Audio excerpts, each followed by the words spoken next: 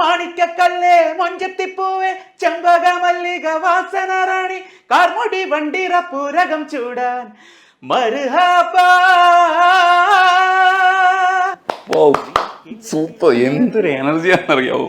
SBB അനുകരിച്ച് വന്നു എന്ന് അഫ്സലിക്ക പറയുമ്പോഴും വോയിസിൽ അഫ്സലിക്കയുടെ കുറെ ഐഡന്റിറ്റീസ് ഉണ്ട്.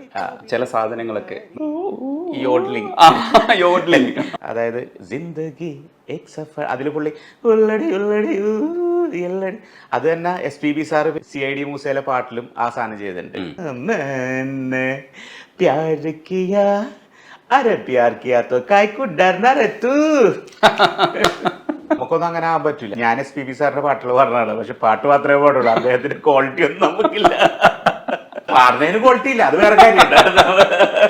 ഇടഞ്ഞാൻ ഉടവാളെടുക്കും ഉണ്ണിയാഴ്ച ഞാൻ, ഓ മൈ ഉണ്ണിയാഴ്ച റംബംബം ആരംഭം അബംബം അബംബം പേരിമ്പം, ഇങ്ങനത്തെ സാധനം. പെപ്പി നമ്പർ പാടുമ്പോ പുള്ളിക്ക് അങ്ങനെ ഇതുണ്ട്. SPB എന്ന് പറഞ്ഞാൽ ശരിക്കും അഫ്സലിക്ക ആരാണ്? എല്ലാമാണ്. ഞാൻ ഒരു ദിവസം പോലും അദ്ദേഹത്തിന് ഇന്ന് കാലത്തും കൂടി ഞാൻ ഒരു പാട്ട് കേട്ട്, സാറിന്റെ പാട്ടുകൾ കേൾക്കാറുണ്ട്. പക്ഷെ അഫ്സലിക്ക അങ്ങനെ അനുകരിച്ച് നോക്കും. ഇപ്പം ബേബി ജീനൊക്കെ പാടുമ്പോൾ കായ് കായ് കായ് കായ് കായ് കായ് അതൊക്കെ പറ്റും. ഡബ്സിയുടെ പാട്ട് ഞാൻ പാടാറുണ്ട്. മണ്ണിലോ ആരവം നെഞ്ചിലോ ബാൻഡടിയോ ഓ പരാഗെ പകലിരവഴ കണ്ണാരം പൊത്താം കിന്നാരം ചൊല്ലാം കുഞ്ഞാടിൻ കൂട്ടത്തിൽ കൂത്താടാം. ഓ, ഇതിനാണ് ശരിക്കും അഫ്സലിക്ക വിളിക്കുന്ന എല്ലാവരും. അഫ്സലിക്കയാണ് നമുക്കിപ്പോൾ. നമസ്കാരം. നമസ്കാരം. ശരിക്കും അഫ്സലിക്കയുടെ ഏറ്റവും ഇഷ്ടപ്പെട്ട പാട്ടെന്ന് പറയുന്നത് മെഹറുബയാണ്. എല്ലാവരും എന്നോട് ക്ഷമിക്കണം, എൻ്റെ ഇഷ്ടമാണ് പറഞ്ഞ കേട്ടോ. പലർക്കും പല ഇഷ്ടങ്ങളുണ്ടാവും. അത് പാടി തുടങ്ങാം നമുക്ക്. മെഹറുബാ മെഹറുബാ പുതുക്ക പെണ്ണേ മെഹറുബാ, 10 കൊട്ട പൊന്ന് നിന്റെ മഹറ് മെഹറുബാ, നിന്റെ പകിട്ടിൽ കണ്ണ് വയ്ക്കണ് പുതുമണവാളൻ. മെഹറുബാ മെഹറുബാ കള്ളിപ്പെണ്ണേ മെഹറുബാ, കഞ്ചക പൂഞ്ചെണ്ടിനത്തൊരു മുത്തേ മെഹറുബാ, നാളെ ഈ രസപ്പുങ്കാവനത്തില് മധുവിധുവല്ലേ. ഹേ റസിയ ഹേ റസിയ ഹേ റസിയ. ഇത് കഴിഞ്ഞിട്ടൊരു സാധനമുണ്ട്, മാണിക്കക്കല്ല് എന്ന് പറയുന്നത്. മാണിക്കക്കല്ലേ മൊഞ്ചത്തിപ്പൂവേ ചെമ്പക മല്ലിക വാസന റാണി കാർമുടി വണ്ടിറ പൂരകം ചൂടാൻ മർഹബാ.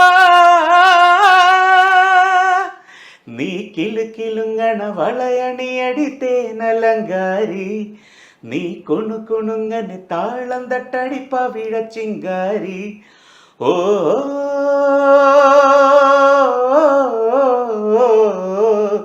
ഹേ റസിയ ഹേ റസിയ. സൂപ്പർ, എന്തൊരു എനർജിയാണെന്നറിയാവോ ആ വോയിസ് ഇങ്ങനെ എടുക്കുമ്പോൾ. ശരിക്കും കുറച്ച് പിച്ച് കത്തി പാടിയാൽ മതിയായിരുന്നു തോന്നുന്നു. എനിക്ക് പേടിയായി. എന്താ വെച്ചാൽ ഇതെങ്ങനെ വോയിസ് ഇത്രയും ഇപ്പോഴും ഇങ്ങനെ എങ്ങായിട്ട് വെക്കാന്ന് പറയുന്നത്. അങ്ങനെ ചോദിച്ചു കഴിഞ്ഞാല് മുകളിലുള്ള ആള് എപ്പോഴും അങ്ങനെ നിർത്തിയേക്കണിരിക്കുന്നു. P. ജയചന്ദ്രൻ സാറിനെ സമം നിങ്ങളുടെ അസോസിയേഷൻ അനുസ്മരിക്കുന്ന സമയത്ത് കുറെ പാട്ടുകൾ അവിടെ കേൾക്കുന്നുണ്ടായിരുന്നു. സ്വയംവര ചന്ദ്രികയാണ് അഫ്സലിക്ക പാടുന്നത്. രാജലക്ഷ്മി.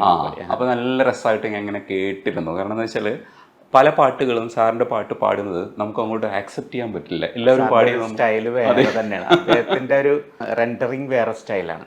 അക്ഷരങ്ങളെ കൊണ്ടുപോയി വളച്ചൊക്കെ എന്തൊക്കെ ചെയ്യും പുള്ളി. ചില വാക്കുകൾക്ക് കൊടുക്കുന്ന ഒരു സ്ട്രെസ് ഒക്കെ നമുക്ക് അത് കറക്റ്റ് ആയിട്ട് ജഡ്ജ് ചെയ്യാൻ പറ്റില്ല.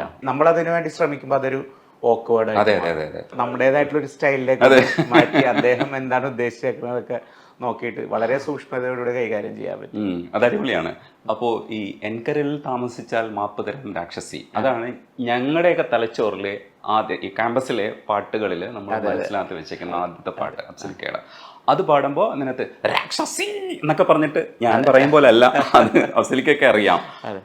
അതൊക്കെ വരുമ്പോഴത്തേക്കും നമ്മൾ അതിനകത്തുള്ളൊരു പഞ്ചില്ലേ, പ്രത്യേകിച്ച് മോഹൻ സിത്താര സാറിന്റെ ആ കാലഘട്ടത്തിൽ നമ്മൾ ഇങ്ങനെ ഫോളോ ചെയ്യുന്ന ഒരു ആളായിരുന്നു മോഹൻ സിത്താര സാറിന്റെ. ഏത് കാസറ്റ് ഇറങ്ങിയാലും അപ്പൊ പോയിട്ട് ഒറിജിനൽ വാങ്ങാൻ പറ്റില്ല, കോപ്പി എടുക്കും, റെക്കോർഡ് അത് കടകളിൽ ഇങ്ങനെ റെക്കോർഡ് ചെയ്ത് തരില്ലേ. അങ്ങനെ കേട്ടിരുന്ന കാലഘട്ടത്തിലുള്ളതാണ് നമ്മളുടെ പാട്ടുകൾ. അതിന് ഇടയ്ക്ക് കുറേ കാര്യങ്ങൾ അഫ്സലിക്കയുടെ ഇംപ്രവൈസേഷൻസ് ഉണ്ട്. അത് പല പാട്ടുകളിലും അത് കേട്ടിട്ടുണ്ട്. അതിൽ ഏറ്റവും രസമായിട്ട് വന്നിട്ടുള്ള 1-2 പാട്ടുകളുണ്ട്. ഈ രാക്ഷസി പാടുന്ന സമയത്ത് സിത്താര സാറിന്റെ കൂടെ ഉണ്ടായിരുന്നു എന്നാണ് ഞാൻ മനസ്സിലാക്കുന്നത്. അതെ, മോഹൻചേട്ടന്റെ കൂടെ കുറെ നാളെ ഞാൻ റിതം പ്രോഗ്രാമർ ആയിരുന്നു. അപ്പൊ അതുകൊണ്ട് തന്നെ പുള്ളിയുടെ കൂടെ കുറെ വർക്ക് ചെയ്യുന്നുണ്ട്. അപ്പൊ പുള്ളിയുടെ ഒരു സ്റ്റൈൽ ഓഫ് കമ്പോസിങ്ങും അതേപോലെ അതിനു വേണ്ടി വർക്ക് ചെയ്യുന്ന രീതികളൊക്കെ എനിക്ക് കുറെ അറിയാമായിരുന്നു എനിക്ക് അദ്ദേഹത്തിന്റെ. അപ്പൊ അതുകൊണ്ട് തന്നെ പുള്ളി ഉദ്ദേശിക്കുന്ന എന്താണെന്നുള്ള ഒരു ഐഡിയ എനിക്കുണ്ട്.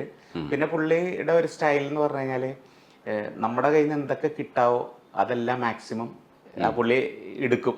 എന്നിട്ട് പിന്നെ പുള്ളി അതിൽ നിന്ന് സെലക്ട് ചെയ്തിട്ടാണ് പാടിക്കുമ്പോഴൊക്കെ മാക്സിമം അത് വേറൊരു സ്റ്റൈൽ പാടും, ഇങ്ങനെ ചെയ്യും, വേറെ ഒന്നും കൂടി നോക്കി ഫസ്റ്റിൻ്റെ ഒരു ഐഡിയയിൽ എന്താണ് ചെയ്യാൻ പറ്റണത് നോക്കി അങ്ങനെയൊക്കെ നമുക്ക് ഫുൾ ഫ്രീഡം തരും എന്താണ് ചെയ്യാൻ പറ്റുന്നത്.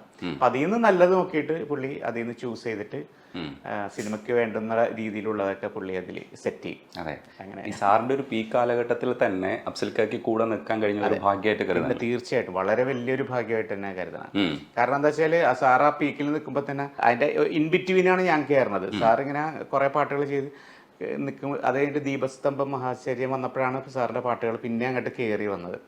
അത് കഴിഞ്ഞ് അവിടെ നിന്ന് കുറച്ച് കഴിഞ്ഞപ്പോഴാണ് ഈ രാക്ഷസിയും. പിന്നെ അതിന്റെ ഇൻ ബിറ്റ്വീൻ ഞാൻ വെള്ളിയേട്ടനിൽ ആണ് ഫസ്റ്റ് മോഹൻചേട്ടൻ തന്നെ പാടിക്കണത്. പിന്നെ അതേപോലെ സുന്ദരപുരുഷനിലൊരു പാട്ട്, അതൊക്കെ എല്ലാം കാസറ്റിലൊക്കെ ആയിട്ട് ഉണ്ടായിരുന്നുള്ളൂ. അപ്പൊ പിന്നെ അത് കഴിഞ്ഞിട്ടാണ് ഇതൊക്കെ ഈ പാട്ടുകളൊക്കെ വരുന്നത്. നമ്മളും സ്വപ്നക്കൂട് അങ്ങനെയുള്ള സിനിമകളൊക്കെ വരുന്നത്. അങ്ങനെ കുറെ ആ സമയത്ത് കുറെ ക്യാമ്പസ് ചിത്രങ്ങളും അടിപൊളി പാട്ടുകളൊക്കെ ഉണ്ടായിരുന്നു. അപ്പൊ അതിലൊക്കെ ആ സമയത്ത് എനിക്ക് മോഹൻചേട്ടന്റെ കൂടെ, അതായത് മോഹൻചേട്ടന്റെ പീക്ക് സമയത്ത് ഞാനും കുറച്ച് പാട്ടുകളായിട്ട് പുള്ളിയുടെ കൂടെ ഉണ്ടായിരുന്നു. അതിലൊരു പ്രത്യേകത എങ്ങനെയുണ്ട്, കൈതപ്പുറം സാറിന്റെ എഴുത്തിൽ ഇപ്പൊ സ്വപ്നക്കൂടിലെ എഴുത്തെന്ന് പറഞ്ഞാൽ ഇഷ്ടമല്ലടാ എനിക്കിഷ്ടമല്ലടാ നിന്റെ തൊട്ട് നോട്ടം ഇഷ്ടമല്ലടാ, ഇങ്ങനെ ഒരു പാട്ട് അന്ന് വരെ ഉണ്ടായിട്ടില്ല, പിന്നീടും ഉണ്ടായിട്ടില്ല. അത് പല സ്റ്റൈലിൽ പാട്ടുണ്ടാക്കിയിട്ടുണ്ടെങ്കിലും ഇത്രയും വെറൈറ്റി ആയിട്ട് ഇഷ്ടമല്ലടാ എന്ന് പറയുന്ന ഒരു പാട്ടാണ്, നിന്നെ ഇഷ്ടമല്ലടാ എന്ന് പറയുന്നതാണ് പാട്ട്, മ്യൂസിക്കോട് കൂടി വരുന്നത്. പക്ഷെ അതൊക്കെ നമ്മൾ കേട്ട് ആസ്വദിക്കുന്നുണ്ട്. അപ്പോ അതിനത് രജനീഷ് പറഞ്ഞ കറക്റ്റാണ്. കാരണം അങ്ങനെ ഒരു പാട്ട് ഉണ്ടാകുകയും ചെയ്ത് പിന്നെ അതിന് ശേഷം അതേ സ്റ്റൈലിലുള്ള പാട്ടുകൾ വന്നിട്ടില്ല. അതുകൊണ്ട് തന്നെ ഇപ്പോഴുള്ള ജനറേഷൻ പിള്ളേർക്കും അത് കേൾപ്പിച്ചു കൊടുക്കാറുണ്ട് എന്നുള്ളതാണ്. കാരണം വേറെ അങ്ങനത്തെ പാട്ട് വരാത്തതുകൊണ്ടായിരിക്കും ചിലപ്പോൾ അങ്ങനത്തെ രീതിയിലുള്ള. അപ്പൊ അങ്ങനെ കുറെ പേര് പറയാറുണ്ട് കുട്ടികൾക്ക് ഇഷ്ടമുള്ള പാട്ടാണ് ഇഷ്ടമല്ലടാ അഫ്സൽ ഖാന്റെ ഇങ്ങനെ ആ പാട്ട് നല്ലതാണെന്നൊക്കെ. എനിക്ക് തോന്നുന്നു ചിത്രായരും അഫ്സൽക്കയും മത്സരിച്ച് അതിനകത്ത് ഇംപ്രവൈസേഷൻസ് ഞങ്ങൾ ഒന്നിച്ച് തന്നെയാണ് പാടിയത്. അപ്പൊ അന്ന് കുറെയൊക്കെ പണ്ടത്തെ ഒരു റെക്കോർഡിങ്ങിന്റെ ഫീലിംഗ് ഉണ്ടായിരുന്നു. നമ്മളെല്ലാവരും ഉണ്ടാവും സ്റ്റുഡിയോയിൽ. ഇന്നാണ് ഇപ്പൊ ആരെയും കാണാൻ പറ്റാത്തത്. നമ്മൾ സ്റ്റുഡിയോയിൽ ചിലപ്പോൾ ഞാനും മ്യൂസിക് ഡയറക്ടർ, ചിലപ്പോൾ മ്യൂസിക് ഡയറക്ടർ പോലും ഉണ്ടാവില്ല. അപ്പൊ അങ്ങനെ അത് കാലഘട്ടത്തിന്റെ വ്യത്യാസങ്ങളാണത്. അപ്പൊ ആ സമയത്ത് ഞാനും ചിത്രായരും ഉണ്ടായിരുന്നു, മോഹൻചേട്ടനും ഉണ്ടായിരുന്നു, ഇടയ്ക്ക് കമൽ സാറ് വന്നിരുന്നു റെക്കോർഡിങ് സമയത്ത്. അപ്പൊ അങ്ങനെ ഒരു ടൈമായിരുന്നു, നല്ല ടൈമായിരുന്നു. ഞാൻ എൻജോയ് ചെയ്തിട്ടുള്ള ടൈം, നല്ല ടൈം എന്ന് പറയാൻ ഞാൻ എൻജോയ് ചെയ്തിട്ടുള്ള ടൈമാണ്. ചേതന സ്റ്റുഡിയോയിൽ വെച്ചായിരുന്നു. അപ്പൊ ഞങ്ങൾ രണ്ടുപേരും കൂടി ഈ പറഞ്ഞ ഒരു ഇങ്ങനെയുള്ള പാട്ടുകൾ പാടുമ്പോൾ നമ്മുടെ കയ്യിൽ നിന്ന് എന്തൊക്കെയാണ് കൂടുതൽ, ഞാൻ നേരത്തെ പറഞ്ഞ പോലെ മോഹൻചേട്ടന് എന്തൊക്കെയാണ് മാക്സിമം നമ്മളെ കയ്യിൽ നിന്ന് കിട്ടാവുന്നത്. പിന്നെ പുള്ളിയും കുറെ ഐഡിയാസ് പറഞ്ഞു തരും, അവിടെ ഇന്ന ഒരു സാധനം ചെയ്താൽ എങ്ങനെ ഉണ്ടാവും അങ്ങനെ. പിന്നെ പുള്ളി പാടിത്തരും, പുള്ളി അത്യാവശ്യം നന്നായിട്ട് പാടുന്നാൽ അങ്ങനത്തെ രീതികളൊക്കെ കുറെ പറയും.